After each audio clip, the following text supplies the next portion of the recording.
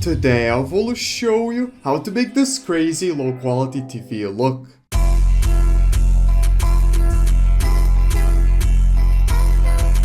Yo, it's Povikas here, and today I'll be using one of my favorite strategies to make this crazy effect. I'll be using my phone to film After Effects, and on After Effects I'll have added some crazy effects to make the look really good. Oh yeah, and also guys, if you're new to the channel, my name is Povikas and I've been a video editor for over 7 years now, and I also run a professional video editing website called povikas.com where I have insane video editing presets, which I made so you guys would have insane visuals in literally seconds by just dragging and dropping presets in After Effects. If you're interested in my crazy presets, then I would 100% recommend to not miss out and check it out in the link in the description. But anyways, let's get into the tutorial. Alright guys, so once you're in After Effects, you can have whatever clips you want. I have a clip from one and only's Chump Change music video, and the first thing we can do is just press Ctrl+Y to make a new adjustment layer, and on this adjustment layer, let's add an effect called S Hotspots, which is a very optional effect by the way, and it does require the Sapphire plugin, so if you don't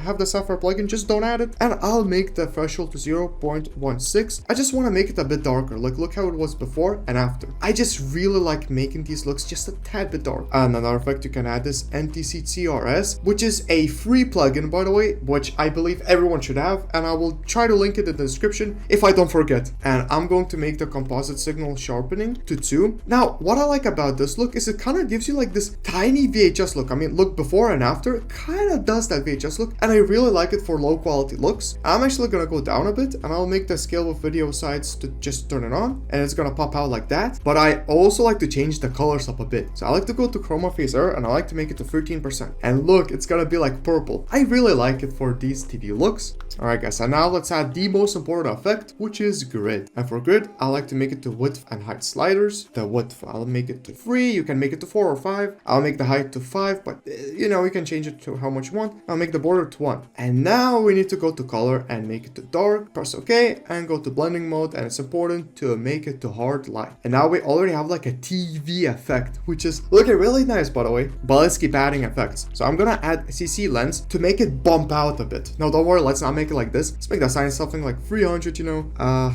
don't know, like 303 maybe, but the convergence I'll make it to -200, so it's gonna pop out like that, like an actual TV. All right, and now let's add transform, and I add this effect to just scale it back up to like 117, so there will be no dark edges as you saw there. And the last effect on this adjustment layer I'll add is S flicker, and here I like to make the amplitude to 0.69, and now we pretty much have a banger effect instantly. I mean, that is also just instantly, you just have a nice effect. But below this adjustment layer, we can press Ctrl+Y, and here we can also add more effects to make this look even crazier. So on this adjustment layer, I'm going to add S flicker. Now this is going to be the second S flicker. I like to add 2 S flickers so they would flicker at different rates. So here I'll make the amplitude to 2.15, and it's going to be incredibly huge. I mean, as you can see, that is crazy. It's going to be like a broken TV almost. I mean, I don't know if you like it, but this is a really popular way to make these type of effects, and I just like it like this. As you can see, it's like a chaos. All right, and now let's add a really optional effect by the way. It's going to be deep glow or deep glow 2. You can pick whatever you want. This is a plugin by the way, so if you don't have it, really don't need it. And I'll make the exposure to 0.1. It's just to have some glow, like look at before and after. I do like this glow, but you know, if you don't want it, you don't need it. And now if you want, you can just take out your phone and straight up just start filming. But you can also press Ctrl+Y, and you can uncheck this layer that we made, the below layer that's gonna flicker. And this layer we can call flicker premium. And here you can mess around and add different types of flickers if you want, by the way. So I'm gonna go to effects and presets and type flicker, and I'm going to be using some of my flicker presets to show you some crazy variations you can have. So for example, flicker heavy 4v2. This is one of my absolute